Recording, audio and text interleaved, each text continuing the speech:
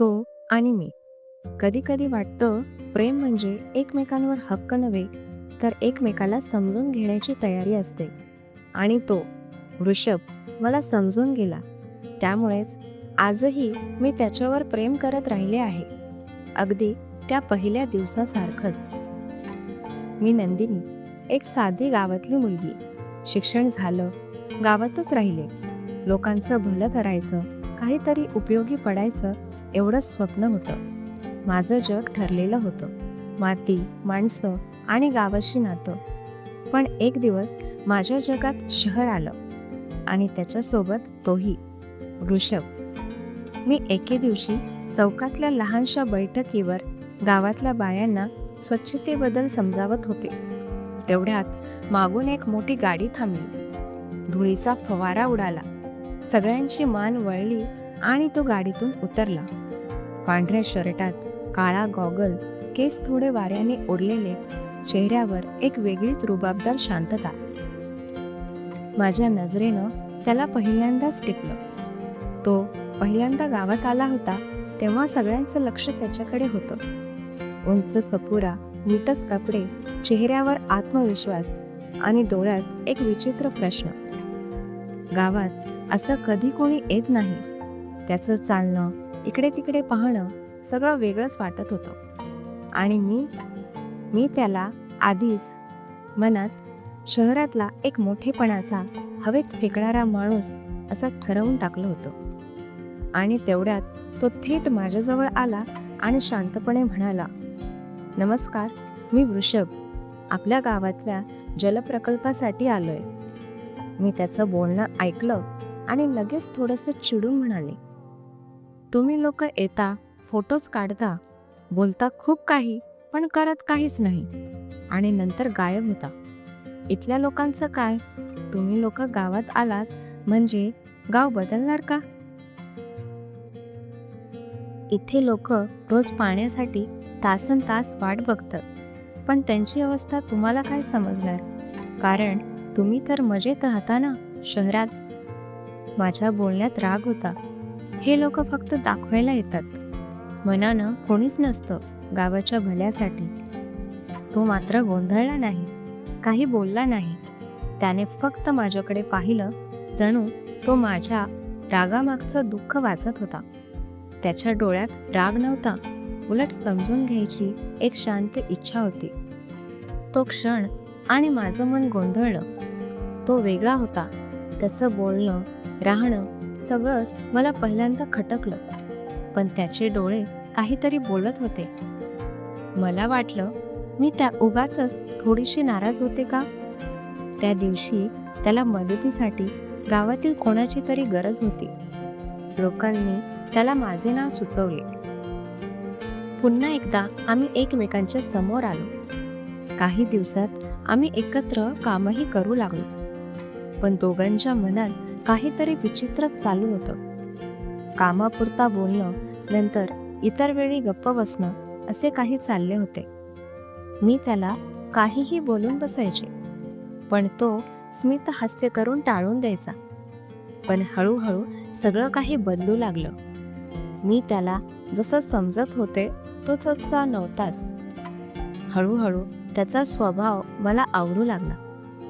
तो कोणतीही गोष्ट करताना मला विचारूनच करायचा. मी काहीही बोलत असले तर तो शांतपणे ऐकायचा. माझ्या प्रत्येक बोलण्याला तो प्रतिसाद द्यायचाच. तो खरंच गावासाठी प्रामाणिकपणे काम करत होता. आणि हीच बाब मला त्याच्याकडे आकर्षित करत होती. काही दिवसात आमच्यात मैत्री झाली. आम्ही एकमेकांशी मोकळेपणाने बोलू लागलो, हसू लागलो, जणू काही मलाही त्याची सवयच झाली होती. तो इतरांपेक्षा काहीसा वेगळाच होता. त्या दिवसानंतर कितीतरी वेळा मी त्याच्या नजरेत हरवले. पण तेव्हा मी फक्त स्वतःशीच भांडत राहिले. शहरातला तो आणि मी, असं काही होतं का खरंच? हे सगळं पहिल्यांदाच घडत होतं. याआधी कोणासाठीच असं वाटलं नव्हतं. पण नंतर मला समजले की त्याच्या नजरेत फक्त गाव नव्हतं, मीही होते.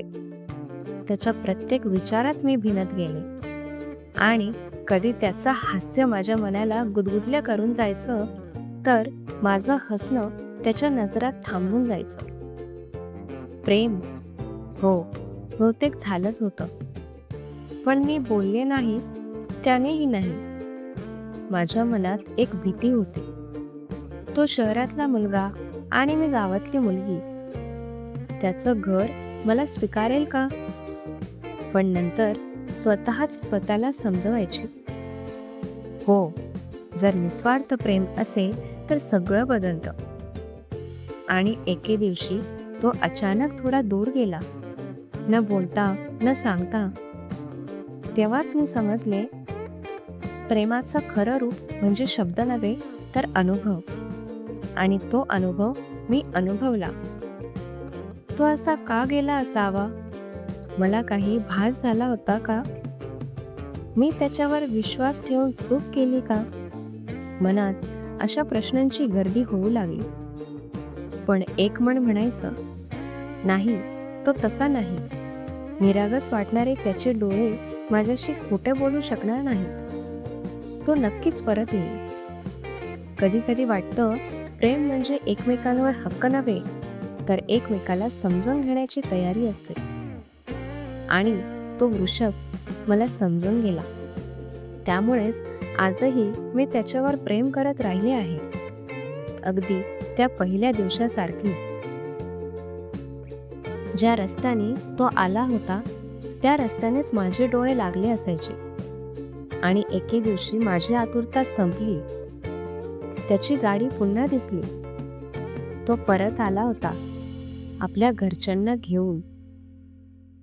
मी त्याला प्रश्न केला की तो माझी परीक्षा घेत होता की काय. तेव्हा समजले की तो परीक्षा घेत नव्हता, उलट परीक्षा द्यायला गेला होता. घरच्यांचा होकार घ्यायला गेला होता आणि त्यात तो यशस्वीही झाला. त्यामुळेच त्याच्या घरचे मला भेटायला आले होते. माझं काम, माझं गाव, माझी माणसं त्याने त्याच्या घरच्यांना दाखवलं. मला भेटल्यानंतर त्याच्या आईच्या डोळ्यातल्या शंका हलकेच विरघळल्या आणि वृषभच्या हातातला विश्वास घट्ट झाला. तो समोर उभा होता आणि म्हणाला, तू माझं आयुष्य आहेस. जसं काही दिवस आपण सोबत काम केलं तसं आयुष्यभर तू माझी साथ देशील. आणि हे ऐकून माझे डोळे भरून आले आणि मी होकारार्थी मान हलवली. आणि आजही मी त्याच्या सोबत आहे. तात्पर्य: परिस्थिती कशीही असली तरी आपला विश्वास आणि निर्णय जर ठाम असेल तर सगळं काही शक्य होते. याबाबत तुमचे काय मत आहे हे मला नक्कीच सांगा. आणि जर कथा आवडली असेल तर या चॅनलला लाईक, शेअर आणि सबस्क्राईब नक्की करा.